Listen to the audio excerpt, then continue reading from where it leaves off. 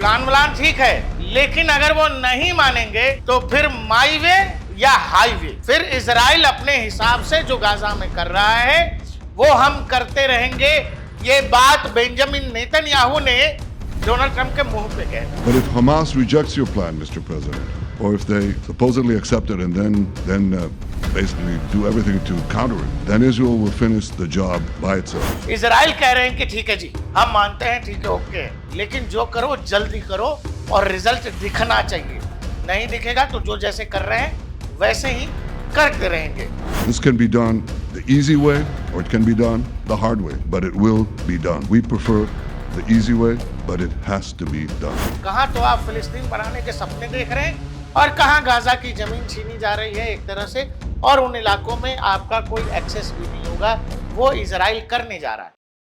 क्या गाजा पर परमानेंट कब्जे का प्लान अमेरिका और बेंजामिन नेतन्याहू यानी इजराइल ने बना लिया है, या फिर जो कह रहे हैं वो सही है? डोनाल्ड ट्रंप का प्लान, वो कह रहे हैं कि अरब देशों से लेकर दुनिया भर के मुस्लिम देशों से हमने बात कर ली है, सबको मेरा प्लान बड़ा अच्छा लग रहा है। गाजा वालों को और हमास वालों को ये प्लान मान लेना चाहिए। दूसरी तरफ है बीबी यानी बेंजामिन नेतन्याहू, कह रहे हैं सुन भाई, प्लान व्लान ठीक है, लेकिन अगर वो नहीं मानेंगे तो फिर माई वे या हाईवे, फिर इजराइल अपने हिसाब से जो गाजा में कर रहा है वो हम करते रहेंगे। ये बात बेंजामिन नेतन्याहू ने डोनाल्ड ट्रंप के मुंह पे कह दी। आपको ये पता है कि अमेरिका और इजराइल दोनों बड़े डिफेंस अलाई हैं, दोनों ने एक दूसरे के लिए कस्में खा रखी हैं कि भाई तुम पे बन पड़ेगी तो हम आएंगे, हमको कोई दिक्कत होगा तो तुम आना। लेकिन पिछले कुछ समय से दोनों में संबंध का उतार चढ़ाव सबने देखा है। अमेरिका को यह लगने लगा है कि इजराइल मिडिल ईस्ट में मनमानी करता है, जबकि अमेरिका यह चाहता है कि इजराइल मिडिल ईस्ट में मनमानी तब करे जब अमेरिका चाहे, यानी अमेरिका के हिसाब से इजराइल अमेरिकी हितों को मिडिल ईस्ट में सुरक्षा देता रहे। लेकिन इजराइल का यह मानना है कि अमेरिका कहेगा या नहीं कहेगा, अगर इजराइल पर संकट आएगा तो फिर इजराइल अमेरिका का मुंह नहीं देखेगा, इजराइल अपने हिसाब से निपटेगा। और यही कारण है कि हाल फिलहाल आपने देखा कतर में अमेरिकी बेस है, बावजूद इसके इजराइल को ऑपरेशन करना था तो इजरायली एयरफोर्स ने कतर में हवाई हमले किए। और अब क्या किया है, व्हाइट हाउस से एक फोन मिलाया गया कतर के प्रधानमंत्री को और वहां से व्हाइट हाउस से सॉरी बोल दिया गया बेंजामिन नेतन्याहू का, भाई सॉरी। यानी अमेरिका और इजराइल दोनों मिलके मुसलमान देशों का जो है एक तरह से खेल कर रहे हैं। आप ये बताइए, आप किसी को 2 थप्पड़ मार दें और फिर थोड़ी देर बाद जाके भाई साहब सॉरी, फिर 2 दिन बाद फिर थप्पड़ मार दें, फिर सॉरी, मतलब ये प्लानिंग के तहत हो रहा है। अब जो है एक प्लान दिया है, डोनाल्ड ट्रंप ने कहा है कि भाई हम एक प्लान दे रहे हैं, उस पर तुम भी मान जाओ। बेंजामिन नेतन्याहू, इजराइल कह रहे हैं कि ठीक है जी, हम मानते हैं, ठीक है, ओके, लेकिन जो करो जल्दी करो और रिजल्ट दिखना चाहिए। नहीं दिखेगा तो जो जैसे कर रहे हैं वैसे ही करते रहेंगे। दुनिया के अखबारों ने कुछ लिखा है जिसमें कहा गया कि बीबीसी लिखता है, leaders in Middle East and Europe welcome Trump's Gaza plan peace. Trump and Netanyahu to Hamas accept Gaza peace plan और फेस कॉन्सिक्वेंसेस। अगला अखबार ये लिख रहा है, what is the Trump plan for Gaza and will it work? Trump peace plan to envision new Gaza and Trump led board of peace. Trump unveils Gaza peace plan. Basically, Donald Trump एक नए Gaza plan के साथ आए हैं जिसमें Gaza का map बदल दिया गया है और इस बात पर इजराइल और अमेरिका दोनों में सहमति बन गई है। But the plan that we put forward today is focused on ending the war immediately, getting all of our hostages back, getting everything back. History has shown, and the people of Israel want it, and the people of the Middle East want it, calling for Hamas to accept the extremely fair proposal so that we can end the war and get us back our hostages right now and have everlasting peace. But if Hamas rejects your plan, Mr. President, or if they supposedly accept it and then basically do everything to counter it, then Israel will finish the job by itself. This can be done the easy way or it can be done the hard way, but it will be done. We prefer the easy way, but it has to be done. Donald Trump ने एक plan दिया है जिसमें 21 points हैं और इन पर अरब के मुस्लिम देशों की सहमति ली गई है, पाकिस्तान की भी सहमति ली गई है और उनको ये बताया गया है कि ये गाजा का पीस प्लान है। हमास को पूरी तरह से गाजा छोड़ना पड़ेगा, गाजा में टेरर आउटफिट्स नहीं रहने दिए जाएंगे, जितने भी उनके हथियार बचे कुचे हैं वो उनको सरेंडर करना पड़ेगा। हमास के जो लोग वापस आम जिंदगी जीना चाहते हैं वो अपने हथियार समर्पित करके, अगर उनको दूसरे भी देशों में जाना है तो हम लोग रास्ता देंगे, आप निकल जाइए, लेकिन गाजा में हमास जैसी कोई चीज अब बचेगी नहीं। But the plan that we put forward today is focused on ending the war immediately, getting all of our hostages back, getting everything back. History has shown, and the people of Israel want it. And the people of the Middle East want it, calling for Hamas to accept the extremely fair proposal so that we can end the war and get us back our hostages right now and have everlasting peace. Donald Trump और Benjamin Netanyahu यानी Israel के plan का लब्बो-लुआब ये है दोस्त कि Gaza का map बदलने जा रहा है। मतलब दुनिया के मुसलमान जिस फिलिस्तीन और फिलिस्तीन की लड़ाई लड़ रहे हैं या उस फिलिस्तीन का सपना देख रहे हैं कि वो फिलिस्तीन कभी इजराइल से भी बड़ा होगा, वो फिलिस्तीन धीरे धीरे सिकुड़ता जा रहा है और उसका एक नया प्लान आया है। उस प्लान में ये कहा गया है कि जैसे जैसे हमास वाले जो हैं अपनी बात यानी जो नया प्लान है उसकी शर्तें मानते रहेंगे, इजरायली फोर्सेस गाजा के हिस्से से पीछे होती चली जाएंगी। अभी 3 तरह की लाइंस ड्रॉ की गई हैं।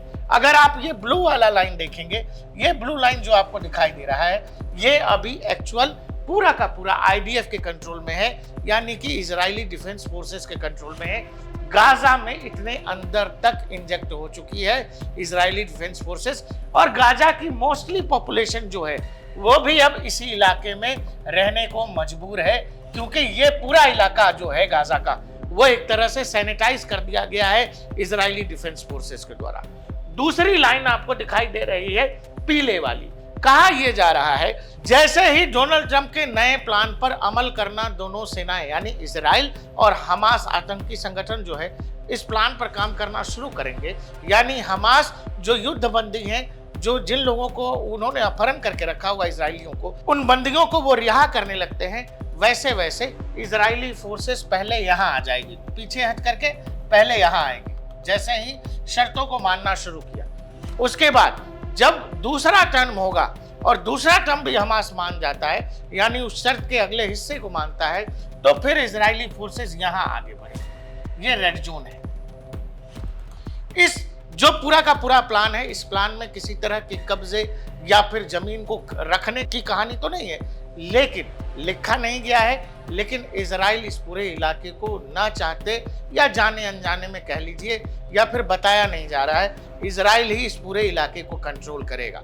इसके अलावा जब फाइनल हो जाएगा तो इजराइल और अमेरिका ने यह तय किया है कि यह पूरा एक बफर जोन होगा, जहां पर किसी भी फिलिस्तीनी यानी गाजावासी या इजरायली को आने की अनुमति नहीं होगी, यहां इजरायली सेना भी नहीं होगी। अब आप एक चीज गौर करिएगा, ये पूरा का पूरा जिसको गाजा स्ट्रिप कहते हैं, इसकी पूरी लंबाई अगर कहें तो ये 41 किलोमीटर लंबा है और इसकी चौड़ाई जो है 8 से 12 किलोमीटर के बीच है। कहीं कहीं जहां पतला है वहां 8 किलोमीटर, बाकी जगहों पर 12 किलोमीटर की चौड़ाई है। अब आप ये समझिए, ये जो बफर जोन बनाया जा रहा है, यानी गाजा और इजराइल के बीच इजराइल जो है 4 से 5 किलोमीटर, मैं बता रहा हूं आपको, 4 से 5 किलोमीटर का एक बफर जोन बनाएगा, जिसमें किसी भी गाजा निवासी को या आतंकवादी को या इजरायली फोर्सेस, यहाँ नो मैंस लैंड होगा और उसके ठीक बाद फिर इजरायली फोर्सेस तैनात होंगे। आप ये समझ लो 4-5 किलोमीटर का नो मैंस लैंड, मतलब बहुत मुश्किल हो जाएगा भविष्य में। वो बफर जोन इसीलिए बनाया जा रहा है कि भविष्य में इजराइल के अंदर कोई 7 अक्टूबर जो है नहीं दोहराया जा सके। ये दिखाना इसलिए आपको जरूरी था ताकि आप इससे समझ सके, जब 7 अक्टूबर 2023 वाली घटना हुई इजराइल के अंदर, इजरायली फोर्सेस ने यहां से मारना शुरू किया, तो नॉर्थ गाजा गाजा सिटी, देर अल बला, फिर ये है खान यूनिस। यहां से मारते मारते मारते मारते ऊपर वाली जनता पहले यहां भागी, फिर यहां वाले, फिर यहां भागे, फिर यहां वाले, अब यहां भागे। ये पूरा का पूरा जो खान यूनिस का इलाका है, राफा बॉर्डर है ये। अब मैक्सिमम आबादी करीब करीब 22 लाख के आसपास की आबादी इन हिस्सों से निकल करके इन हिस्सों में ज्यादातर रह रही है और अब इस पूरे इलाके में मैक्सिमम आईडीएफ का ही कंट्रोल है। अब आप ये समझिएगा कि जो मौजूदा प्लान है, जिसको बेंजामिन नेतन्याहू कह रहे हैं कि आप तो कह रहे हैं ठीक है प्लान हम मानते हैं, लेकिन अगर ये प्लान हमास नहीं मानता है, जो मुस्लिम देश भी कह रहे हैं कि हाँ भाई ये प्लान ठीक है, हमास की तरफ से कतर के लोग निगोशिएशन में हैं और अरब देशों के भी बाकी डिप्लोमेट्स हैं जो इसको निगोशिएट कर रहे हैं हमास के लिहाज से। एक बात आप ये समझिएगा, वो ये हमास में वो ताकत नहीं बची है, न हथियारों के लिहाज से, न पैसों के लिहाज से, न कि अरब देशों का भी वो सपोर्ट नहीं है, क्योंकि हमास को मैक्सिमम सपोर्ट ईरान की तरफ से मिलता था और ईरान कहीं ना कहीं खुद में ही बहुत उलझा हुआ है। और इसीलिए अगर ये बात बन जाती है तो एक तरह से इजराइल के लिए विन विन सिचुएशन है, अगर नहीं भी बनती है तो भी इजराइल के लिए विन विन सिचुएशन, क्योंकि इजराइल तो मार ही रहा है। और बेंजामिन नेतन्याहू तो डोनाल्ड ट्रंप के सामने कह चुके भाई अगर ये मान गए तो बहुत अच्छा, बहुत बढ़िया है, और नहीं मान गए तो जो है हार्ड वे या इजी वे, मान जाते हैं तो ये तो आसान काम है, नहीं तो इजराइल तो लंबे समय से हार्ड काम कर ही रहा है। इसीलिए आप ये समझिएगा कि यहाँ जो 20-22 लाख लोग हैं उनका भविष्य अब ये जो तथाकथित प्लान है डोनाल्ड ट्रंप का नोबेल वाला, इस पर डिपेंड करता है, क्योंकि अरब के देशों ने भी इसका समर्थन कर दिया है। अब आप ये समझिए, जो लोग फिलिस्तीन की लड़ाई लड़ रहे हैं, हमारे यहाँ भी लोग झंडा लेकर के घूम रहे हैं, उन लोगों को क्या इस बात का अंदाजा है कि गाजा का मैप ही बदलने जा रहा है? ये पूरा का पूरा जो बफर जोन बनाया जाएगा ये कई किलोमीटर्स का इलाका होगा।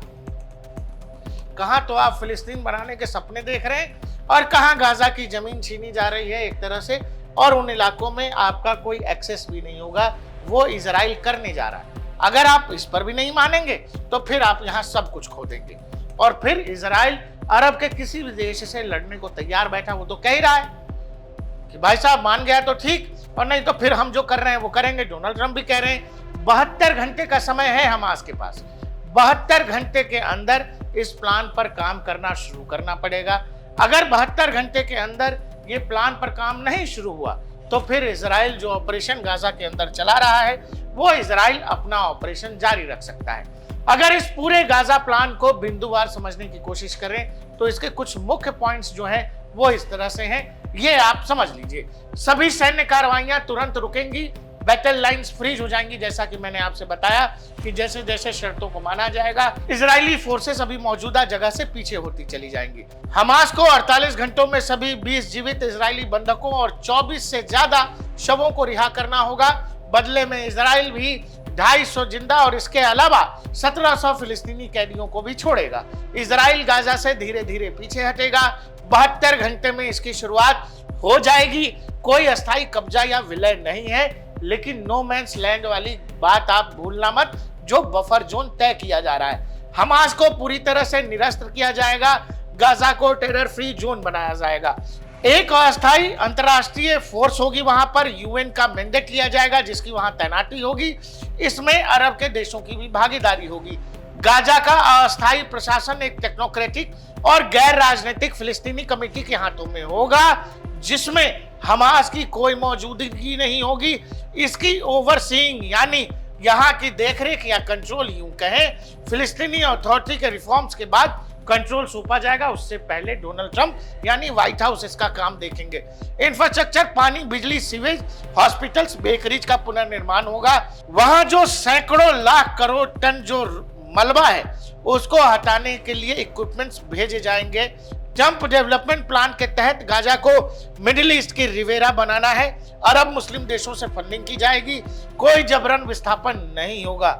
इजराइल फिलिस्तीन डायलॉग से 2 राज्य समाधान की राह है।